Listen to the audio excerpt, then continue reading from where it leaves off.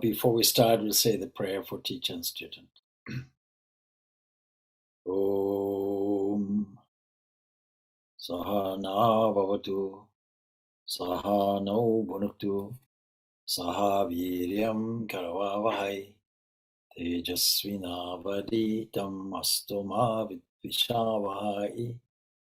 Om Shanti Shanti Shanti. May that one protect us both. May that one nourish us both. May we work together with great energy and vigor.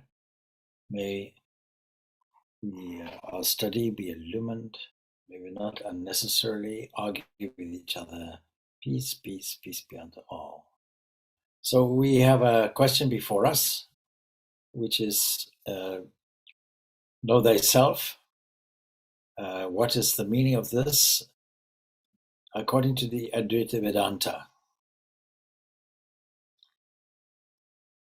First of all, I need to clarify this term Advaita Vedanta. There's a misunderstanding among some people that Advaita Vedanta is different fundamentally from any other kind of Vedanta. But when we talk about Vedanta, it's an umbrella term for three approaches to reality. Assuming that we are a kind of soul seeking, the name of this session is Spiritual Seekers Question Answer. Assuming our individuality, we can come close to the supreme truth, supreme reality, in three particular ways. Either we can have non-demanded love for the Absolute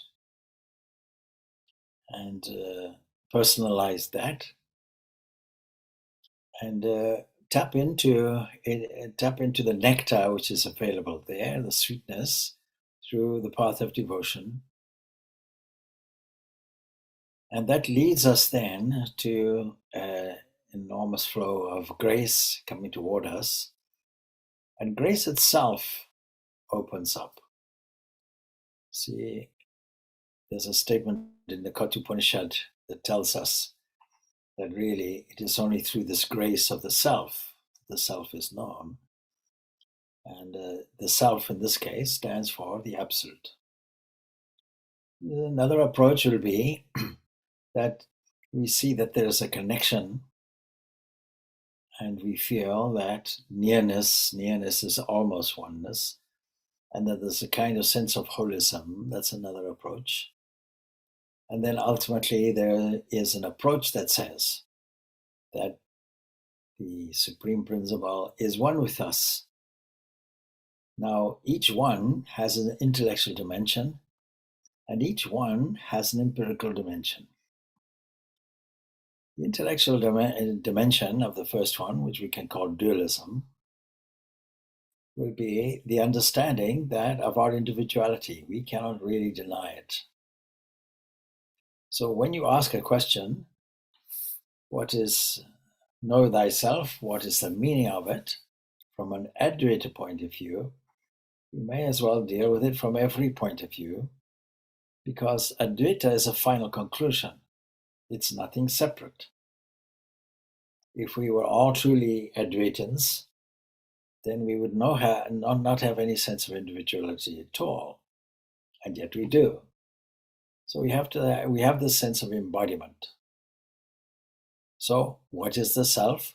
From this dualistic point of view, the self is a psychophysical unit that behaves in a certain way. The physical component is made up of two factors, according to our Vedanta philosophy. One factor will be past tendencies inherited.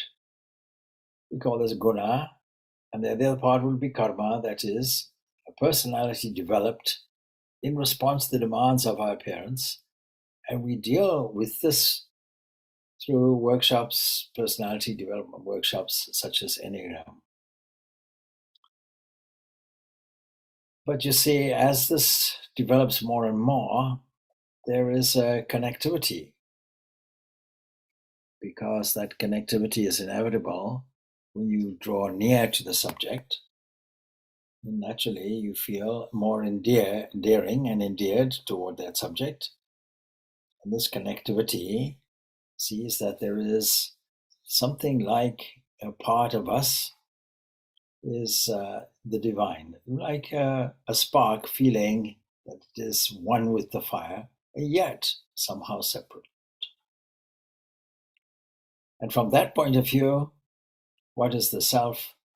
The self is more a psychological entity with a body that feels a connection and taps into the divine grace by widening the circle of experience and feeling more of this oneness. And that yields eventually to a sense of what we call in the Upanishads or the Mahavakyas that indicate Tattvamasi, for example, thou art that, I am that, and so on. A self-awareness. That is Advaita, not as an Advaita philosophy, but as an experience. And each one will have an experience. And each one, as I say, will have an intellectual component. What is the ultimate answer to that question? The ultimate answer will have to be, I am the knower of an experience. And that knower is not dependent on the experience. And so I am what is called self or Atman. That is the infinite invisible, which is there, is always there. But still there's a duality in the sense that I have a field that I have to operate in. And so this duality, even though it is based on a non-duality, would be found, for example, in the 13th chapter of the Bhagavad Gita, that mentions two things, but it's a subject and an object. To understand the existence of the subject is both subjective, that is empirically subjective, that's my experience, and also the subject. Very often in various dialogues and debates, fashionable these days, there are some atheistic people who will declare, you see, we cannot prove the existence of God. Science cannot prove the existence of God, therefore we are either atheistic or agnostic about the issue. Who said that you have to prove this God through science? And yet, the evidence must be within the knowable area, which we call the field of our experience. The signature and evidence must surely be there. If it wasn't there, how could we believe or feel that there is some fundamental source that manifests itself in the world? There must be some similarities within it. So in the famous example of how this misunderstanding arises, that we call a dualistic world, that is, when we go out in the twilight of the day and we see something coiled up and immediately jump to a conclusion that it is a dangerous snake, when we reveal it as a rope, we don't misunderstand it for something else. We don't misunderstand it for a table. We don't misunderstand it for a car. We don't misunderstand it for a cloud. So the rope shows itself as a snake. There is a substratum called rope, which has the same length, as it were, the same dimension, the same look, as it were. But the superimposition makes it look like something else. This is called apparition. We can't say it's illusion exactly, but we can say it is an apparition. It looks like something, but it is actually something else. Characteristic of a mirage is like that. It looks like trees. It looks like a reservoir of water. It looks like that we can go and rest there under the tree and shade of a fruit tree. It looks like we can refresh ourselves in the dryness of the desert. But actually, when we go closer and closer and closer with greater knowledge, the understanding dawns on us that something looks like something else, and our understanding of an oasis reminds us of that. So there's a mental component that has to come in. So we, at best, this world is an interpretation. When we say know yourself, then we also have to see, is it myself distinct from the world? What is the relationship between that self and the world? All these other questions will start coming up. And so we have this discovery or self-discovery, which starts off with an inquiry about the world itself. And since I am not this world, I come to a conclusion of what am I? If you say from a Vedantic point of view, as a method, you have to say it's purely through discernment, purely through a way of looking at the world and sorting out what is of greater value. It's an exercise, even a question, a dialogue with the mind. Oh, my mind, can you please? I know this appeals to me, to you, but how long will it last?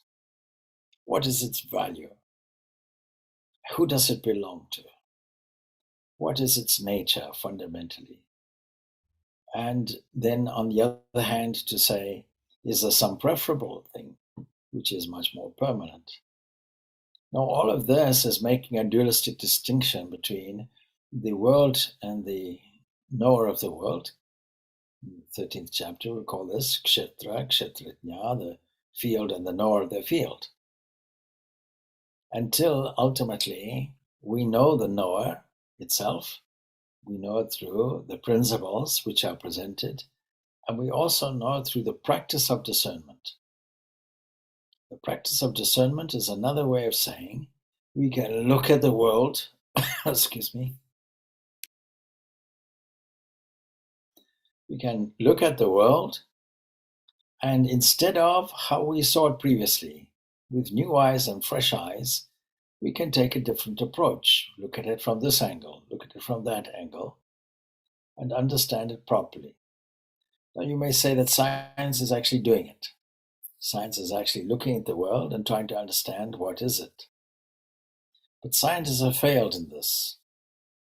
Science is trying to analyze what we call the appearances, what we call in philosophy Maya, a kind of magic show being presented, which is said to be completely inscrutable.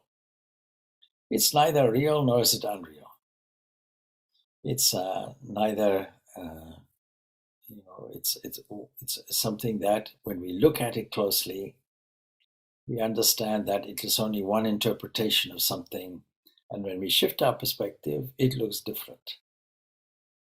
Science at the moment is trying to reconcile the physics of the minute world, the quantum world, the world of atoms and subatomic particles, which has its own rules and laws, the quantum mechanics, and all of the disciplines surrounding that, which try to understand the principle.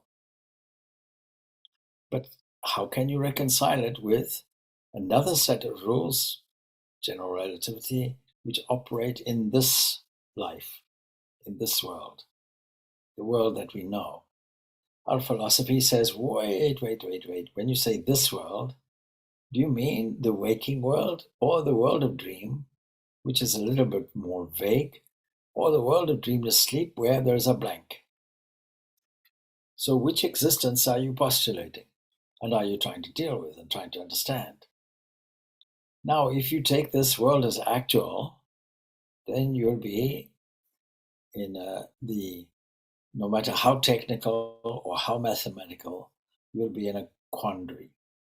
You won't really come to the end of your examination, and you will start inserting theories and hypotheses which may not be there, ideas, theoretical physics, for example, full of very interesting ideas, no doubt, which are a little bit abstract. And many of them don't conform to a principle that is called Occam's razor of simplicity. Take the simplest thing, don't make it complicated. So there is this understanding of the world from an interpretive point of view, and our interpretation will be, of course, only in our small world of the senses. And that creates for us what is called a field of knowledge, a field of understanding. Not knowing that these two sets of laws may never meet, because these are two interpretations of one reality. Now, when we examine things at their most subtle, from the Advaita or non-dualistic point of view, each movement of discovery, each movement, each search, each insight will be towards something that is more subtle, more generalized, and more unitive. And it is the ultimate unity that will give us this answer: know yourself, who are you, and so on. But it is a unity of experience. And while all the Upanishads will tell us about the unity, which is called Brahman and many other terms, let's stick with one, Brahman. Brahman, a kind of concept, a language concept that gives us the impression of some kind of infinite expansion or some kind of infinity. And we are not dealing with the infinite world, we're dealing with the finite world. So from where we look, from our point of view, things look like objects, tables, chairs, people, and so on. But when we examine it more closely, we will find a series of waves, all combined and coordinated. And no doubt the wave aspect of this is being noticed at the very, very tiniest molecular level, or even beyond the molecular level, well, from molecular to the atomic. So how to reconcile these two? Well, understand, no reconciliation is necessary. It looks like it is from this point of view, from another point of view it shifts. But we, in the Vedanta school, we don't take an actual world. We don't take this world as an actuality. We don't take that for granted. We don't take gravity for granted. We don't take Einstein's space-time for granted. We don't take Heisenberg's uncertainty principle. None of these scientific principles do we take for granted. Simply because we're not dealing with an actual world. We're dealing with an apparitional world. And when you answer this question, who am I and what is the nature of the self, you come to a conclusion that I am not what I previously assumed myself to be. That is the final conclusion. And we'll only do that through a purification process. So to purify the mind, that's necessary. There was a process that I'm involved in, or was involved in, meditation, art of meditation workshop. And so it was quite clear, I had to point out that meditation will not reveal anything. Meditation, karma yoga, bhakti yoga, all of these methods, even the method of discernment, viveka, and so on, these are only there to purify the mind. The mind is the thing that is producing all the confusion because it's creating an interpretation. And it's the same mind which is involved in the outer world as is involved in the inner world. So the outer life of and the mind of the meditator, for example, they're closely connected because of a simple fact that your outer life is also lived with the same mind as your inner life. Unless you then attend to the one, you won't be able to attend to the other. So there's a need for wisdom as opposed to knowledge. You don't have two separate minds functioning differently. It's all the same thing. And always remembering past experiences, for example, and applying them to present situations. See, the mind is not in any way disturbed and rendered unsuitable for prayer or meditation because it can be harnessed. These things can be harnessed. And so in meditation, there are three basic methods. The method of identity, where you reject your personality altogether. Say, I don't exist. There's only existence. Whatever there is, that's what I am. This we might call the non-dualistic approach. It's a non-dual state of meditation, where your identity will emerge with the ultimate reality. Then self-knowledge is ascertained. Then there's another type of meditation, maybe described in some cases as a kind of lesser state of meditation, where you feel yourself as the individual soul, like a river moving toward the ocean, and it has no form, no name, no shape, something like that. It's not a person. And this kind of meditation is meditation on the impersonal absolute, what we call Satchit Ananda. But here you still retain your awareness as a meditator. Now you see two of the three approaches coming out in Vedanta. You find the Advaita type, and now you find Vishishtadvaita, that is the qualified non-dualism coming in. And the third method of meditation really is on a personal deity. And in this method, in which you relate to the chosen ideal with devotion, divine love, spiritual emotion, you meditate on the form of the deity which is favorite to you. You meditate on that all-perfect divine personality who can hear your prayers and who you can listen to. More importantly, listen to. What is prayer? Prayer is a listening aspect.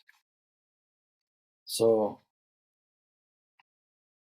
you can get blessings from that. Grace will flow from that. You respond, the deity will respond to your prayers, and you're relating yourself in a specific way as a divine father or divine mother, or as your guide or your protector or your friend, and so on.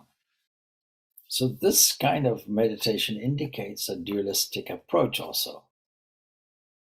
And when you annihilate these two approaches, the dualistic and the qualified non-dualistic approach, and talk about Advaita as if it is a separate thing, you have to consider, how much do I feel embodied? And how much do I feel connected with the Absolute? And from there on, I will select my method. So, of course, specific techniques will differ. Zen meditation, for example, is an attempt to approach the impersonal Absolute, but it employs a heroic method. It employs the method of trying to confront the relative mind with an almost insolvable paradox, because when you understand your divine self, the world is gone for you. And when you have the world, then the divine self is gone for you. It may be there in the background, but you cannot actually have these two things going commensurate with each other. Just a little bit then about a technique of meditation. What about prayer? There's a beautiful series of books put out by Joel Goldsmith. I recommend it to all. And we had an online Zoom meeting on Sunday. And I mentioned to people there who were asking, can we get some literature? Well, anything by Joel Goldsmith. And so that's what I'll be telling everybody here, because it's all in English, that Joel Goldsmith is a wonderful, wonderful author. The art of meditation is there, the infinite way. What he says about prayer is extremely revealing. And he quotes a biblical passage for Christians. He says, "Ye ask and receive not, because you ask amiss." And he's quoting the Apostle James. Have you ever thought of this when you have prayed for some time and then found no answer to your prayer? Well, you ask amiss, says the biblical quotation. What does it mean, you ask amiss? Well, it means that your technique of prayer is wrong. There's a reason why it's going amiss. So he continues, prayer, when based on the belief that there is a need unfulfilled or a desire unsatisfied, is never in accord with true scientific prayer. A prayer for God to do something, send something, provide or heal is equally without power. But you see, it's a beginning. My commentary would be it's a beginning phase where you put God on the outer edge of a circle, something like in a space somewhere in his heaven. God is all right in his heaven and all is well with the world, that kind of thing. And then bring that entity into your privileged circle as and when necessary. A kind of convenient store, provision store. So prayer, when based on the belief that there's a need unfulfilled or a desire unsatisfied, is not really scientific. What does he mean by that? He says it's sometimes believed that God requires a channel through which to fulfill our prayer. This leads us to look outside ourselves for the answer. And we may believe that supply can come to us. Therefore, we watch for the person or position through which it's going to come. Or we may be depending on a healer or teacher as the channel through which the healing is to come. And for this reason, ye ask amiss. So any belief really that's that which we are seeking is anywhere but within us. If you read Raja Yoga very carefully, the beginning statements that Swami Vivekananda tells us very clearly is there is nothing that's coming from the outside. There's no inspiration from the outside. There's no revelation. It's all coming from inside, within. It looks as if it's coming from outside. Even the world of ideas. It struck me, or something like that. It came to me. Well, it's our understanding of how it arrived, but it came from within me and surfaced in my conscious mind. It was already there. So, anywhere but within us is incorrect. Within our very own consciousness, it's there. And it's the barrier separating us in belief from our harmony. If we think that something will come from the outside, true prayer is never addressed to a being outside ourselves. Nor does true prayer expect anything from outside our own being. And he reminds us the kingdom of God is within you, and all good must be sought there. Recognizing God to be the reality of our own being, we know that all good is inherent in that being. God is the reality of our own being. That's the question. Know yourself. You have to know that. You have to know that the kingdom of God is within you. And that is a dualistic approach, no doubt. But understanding that God is within you, you come to a conclusion. I'm intimately connected with God, all is his manifestation and so on. I'm a part of the divine. I'm not exactly separate or excluded from divinity. So we have to have a recognition as we grow that God is the reality of our own being. We know that all good is inherent in that being. Whose being? Your being and mine. God is the substance of our being. And therefore we are eternal and harmonious. God is life, and this life is self-sustained. He is our soul, and we are pure and immortal. God is the consciousness of the individual. This constitutes intelligence of our being.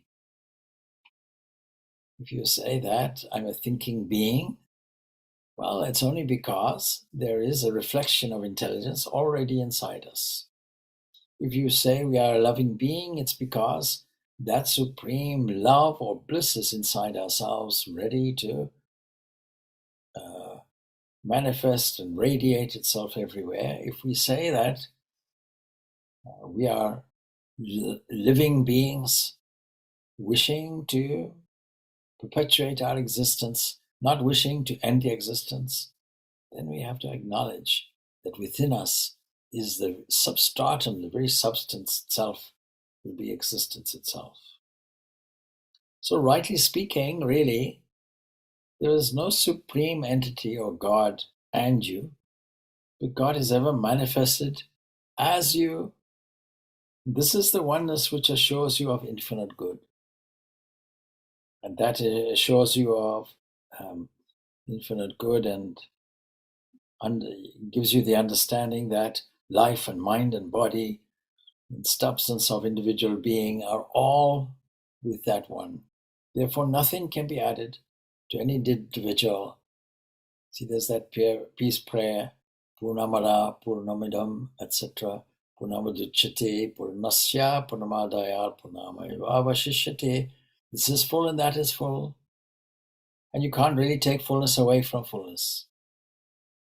And so nothing can be added to any individual. And true prayer is the constant recognition of that fact, of that truth. Now that's non-dualistic in every aspect, apart from the fact that there's still an assumption of a duality. We can't really get away from it. So conscious awareness of our true being, of the infinite nature and character of our own being, only being, this too is actually prayer. We discover it in the depths of meditation. But we're not always meditating. So when we go out and about in our business, then we have to see that divinity inside everybody else, inside every person and place. And that is also, strictly speaking, not dual. And yet it's the best we have until we get the empirical experience ourselves. But we get an inkling of it. For example, when we say the oneness of humanity, we say our spiritual oneness, then this will be this intermediate position of Vishishtadvaita, qualified non-dualism. So in this consciousness, instead of seeking or asking or waiting in prayer, we can turn our thought inward and listen for the still small voice. This is where we'll get the resolution to a question. Know thyself, and the corresponding question that comes with it, who am I? And this still small voice that we can hear from within will assure us that even before we asked, this inner divinity knows it in advance and fulfills every need. This is what is behind faith. It's the absolute certainty that the entity that we are appealing to knows everything, even in advance of our own needs, and supplies it also generously. So here's the great secret of prayer, if you will, in connection with this question, that God is all in all and God is forever manifested. That's the supreme principle of it. There's no unmanifested good or God. It is all there, complete. That which we seem to be seeking is actually ever present inside us and already manifested. And we need to know this truth. So all good already is and is forever manifested. The recognition of this truth is what we call answered prayer. What a remarkable, wonderful statement. Now I'm paraphrasing a lot of what is being written here, but what a beautiful statement. He goes on to say, our health, our wealth, employment, home, and harmony are then not dependent on some far-off God, are never dependent on a channel or a person or place, but are eternally at hand, omnipresent, within our very consciousness, and the recognition of this fact is answered prayer. I and my Father are one. This accounts for this completeness of an individual being. This is a thoroughly non-dualistic approach, but you see, empirically is not non-dualistic. It is still using the language of connectedness, the language of individuality, even though we can understand the principle of the non-dualism. Or what is non-dualism itself? It's a tool in our toolbox which solves every problem when applied. Every single problem, if we cannot resolve it from the aspect of individuality or the aspect of connectedness, will always be solved from the point of view of non-dualism. So it's the ultimate tool in your arsenal. It's not something that is separate. Understanding it as an underlying principle is necessary. Having that in the back of your mind always. And that then explains why life exists with its ups and downs, with its very variable nature, with its varieties. Because it's a play of divine waves.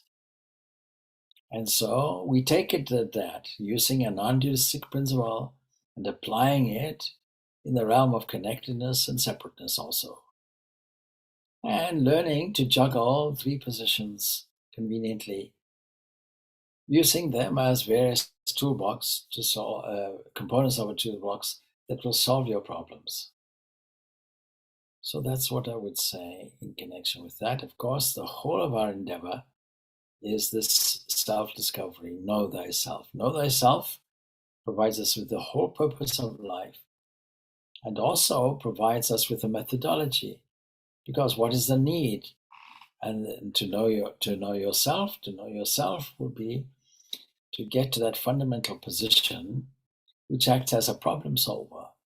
And that fundamental position also that is a fulfiller of all things, the end of all knowledge. The end of all knowledge is completeness, and it comes with joy and bliss. It comes with freedom, freedom being our fundamental urge forward. Then, what is knowledge? What does it mean by knowledge, by knowing? Well, when you know something, you no longer have to repeat it. Now, in the process, we have much repetition. Always read the scriptures, always meditate, always do japa, always pray, pray without ceasing. And so clearly, the method will be a method of practice or repetition. Repetition that involves looking at the world in a different way. And then what are you? What are you? Who is the self? Know thyself. Well, yourself is clearly at different levels. One level will be a physical level. One level will be a mental level, a psyche. One level will be an area of bliss that operates in a dreamless sleep. But you see, these are all layers and not in answer to the question, who are you? And yet we assume an assumed self in all of these. The fundamental self is what religion calls God. Not the God in the heavens, not the external God, not the God in the mythology or anything like that, not the dualistic God. That is a representation of it. That is the highest reading to the human mind of this absolute. That's God. But for convenience sake, we can say that behind that is the absolute. So what is yourself? Yourself at the fundamental level, it is one with the whole self, the entire universe. It is the substance. And the rest is just the name and the form. Is the name and form different from the substance? No. No more than the waves are different from the ocean. But the ocean is not the waves. The ocean manifests in the waves. And when we understand our absolute nature, that will be self, and that will be the end of self-knowledge. Know thyself at that fundamental level. And the assumption is when I know myself, then I have known everything. Having known this, Kasmin no bhagavo vijnate. What is that? By knowing which, we can know everything. So, if we know, for example, clay, we know every object made from clay. If we know gold, we know every object made from gold. There's no gold and the ring separate. Once we know the substance, we know the whole thing. We know the names, we know the forms, and we know the substance. And then names and forms become manifested varieties, like seeing fragments, as it were, of the one thing. We have to add apparently appearing to us in fragmented form. What is this universe? As I keep saying, and I repeat, nothing more than fragmented God, looking like different fragments, looking like colors in the visible spectrum, a white light seemingly divided, but it's still one white light. What is the color of the sun? Well, many children will say yellow. No, and they'll draw it in their pictures, a yellow sun hanging in the sky. No, it's not. It's white, looking like different things to us, looking like orange in the eve of the day, because its rays are vibrating and going through all the dust and so on, the magnetic field of the earth and so on. And then it makes the sky look blue. Why should white light appear as blue? Because it presents itself in short wavelengths, again due to the magnetic field of the earth and so on, deflecting it. So things are not quite what they seem, they're not what they look like. And if they did, then we would not be asking this question, know thyself, or making that statement, or associated questions, or making any form of inquiry. But the whole of inquiry, be it scientific, philosophical, or otherwise, is to see what is underneath all the time. Once you remove one layer, what's the next one? Remove that one. What's the next one? Remove the next one. And so it goes on. And this is the process that scripture guides us toward. So we do it through clarifying, cleaning the mind, making sure that the mind itself becomes a revealer once all the vibrations and all the waves in the mind are settled. And once that happens, then we have a clear vision underneath of what is there. And then we have the answer of what am I, and the urge toward understanding and knowing it through that question. Know thyself. Well, I think, of course, the subject can never be exhausted because all the Upanishads are dealing with this question. All the scriptures are really dealing with this question. And so providing also with an answer and also with meditation methodology for it, or a practice, not just meditation, but the practice of the mind that has outer concerns and inward concerns both.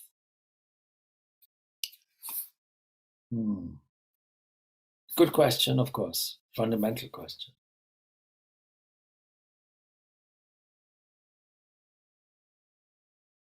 Thank you. Thank you, Swamiji.